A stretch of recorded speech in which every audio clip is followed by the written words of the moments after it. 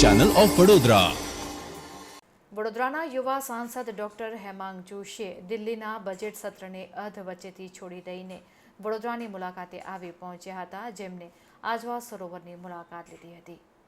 વડોદરામાં વરસેલા વરસાદને કારણે આજવા સરોવરની સપાટીમાં પણ એકાએક વધારો થયો છે। આજવા સરોવરના 62 દરવાજા ખોલવામાં આવ્યા હતા, જેથી વિશ્વામિત્રીમાં પાણીની આવક થતાં વિશ્વામિત્રીના પાણી અનેક નીચાણવાળા વિસ્તારો સહિત સોસાયટીઓમાં ભરાઈ ગયા હતા અને પૂર જેવી સ્થિતિનું નિર્માણ થયું હતું। ત્યારે વડોદરાના યુવા સાંસદ હાલ દિલ્હી ખાતે બજેટ સત્ર ચાલુ હોય આ સત્રને અધવચ્ચેથી છોડીને વડોદરાની ચિંતા કરીને 2 દિવસ માટે વડોદરા આવી પહોંચ્યા છે। તેમને વડોદરા આવીને મહાનગરપાલિકાના હાલના નેતાઓ સાથે રાખીને વડોદરાની પરિસ્થિતિની માહિતી મેળવી રહ્યા છે। એટલું જ નહીં, તેઓ એરપોર્ટથી ઉતરીને સીધા જ આજવા સરોવરની મુલાકાતે પહોંચ્યા હતા।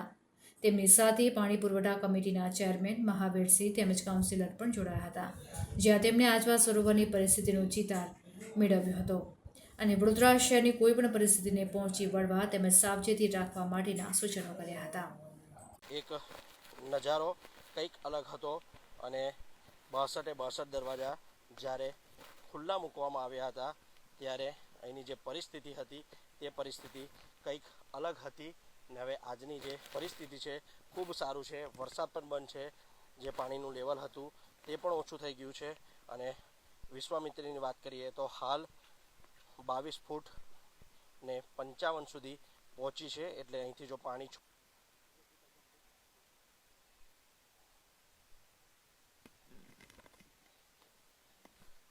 આપ જે જોઈ રહ્યા છો કે સાંસદ હેમાંગ જોશી આજવા સરોવર ખાતે તેના અધિકારી છે, તેમની સાથે ચર્ચા વિચારણા કરી રહ્યા છે કે હવે કેવી પરિસ્થિતિ અહીંની છે, તેને લઈને જ તમામ આ વિષય સામે આવ્યો છે। અને મહત્ત્વની વાત અને દર્શક મિત્રોને એક મેસેજ પણ છે કે જે સાંસદ છે હેમાંગ જોશી, વરસાદ પડ્યો, વડોદરાનું જે વોટર કેરિંગ કેપેસિટી કરતાં વધારે વરસાદ પડ્યો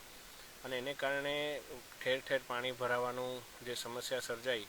અને ડ્રેનેજના અમુક જે ઇસ્યુઝ થયા, સોસાયટીની અંદર પાણી ભરાવાનું જે ઘટનાઓ ઘટી, આ બાબતને લઈને કોર્પોરેશનનું સમગ્ર તંત્ર, અમારા પદાધિકારીઓ, અધિકારીશ્રીઓ, અમારા કાઉન્સિલરશ્રીઓ, તમામ ધારાસભ્યશ્રીઓ, વિધાનસભાના અમારા મુખ્ય દંડક આદરણીય બાલકૃષ્ણ શુક્લજી અને તમામ અમારા ધારાસભ્યશ્રીઓ, સંગઠનની પૂરી ટીમ, સર્વે લોકો ફિલ્ડ પર આવી અને લોકોને કયા પ્રકારની મદદ થઈ શકે, કારણ કે ઘણી બધી બાબતે આપણે તારાજી હતી, લોકોને પોતાના ઘરે જવામાં પણ તકલીફ થતી હતી, લોકોને સ્થળાંતર, ઘણા લોકોનું આપણે નીચાણવાળા વિસ્તારનું કરવું પડ્યું હતું, જ્યાં સ્થળાંતર કર્યું હોય ત્યાં ભોજનની, દવાઓની બધી સુવિધાઓ કરવાની થાય। હવે જ્યાં જ્યાં અમુક જગ્યાએ પાણી ઓસરી રહ્યા છે ત્યાં ગંદકી જો થઈ હોય તો એને લઈને સાફ સફાઈના મુદ્દાઓ હોય, આવા ઘણા બધા મુદ્દાઓને લઈને અત્યારે વડોદરા ઝઝૂમી રહ્યું છે અને વડોદરા એક ટીમ થઈને જ્યારે ઝઝૂમી રહ્યું હોય, મીડિયામાં પણ આપ સૌ 24 કલાક છેલ્લા 3 દિવસથી જે પ્રકાર રિપોર્ટિંગ કરી રહ્યા હતા, આપના માધ્યમથી પણ જનતાને જાગૃત કરવામાં ખૂબ સારો એવો ફાયદો થયો, કારણ કે ઘણીવાર એવું હોય કે પૂરી પરિસ્થિતિ લોકોને ખબર ના હોય તો એ લોકો સહકાર ના આપતા હોય કોઈ પણ તંત્રના સુઝાવને કે સૂચનને, પરંતુ આપના દ્વારા જે પરિસ્થિતિથી એમને માહિતગાર કર્યા એના કારણે પણ ઘણો ફાયદો થયો અને એ બાબતે લોકોએ પણ તંત્રને સાથ સહકાર આપ્યો। અત્યારે આપણે એકંદરે સફળ રહ્યા છે કે વડોદરામાંથી પૂરનું કેવી કોઈ પણ મોટી જે નુકસાની હોય એનાથી આપણે દૂર થવા માટે સફળ રહ્યા છે અને હવે આગળની જે તંત્રની જે કાર્યવાહી હોય એ પણ અત્યારે થઈ રહી છે। માનનીય મુખ્યમંત્રીશ્રી સાથે પણ મારે દિલ્હી ખાતે કાલે મુલાકાત થઈ, એમણે પણ સતત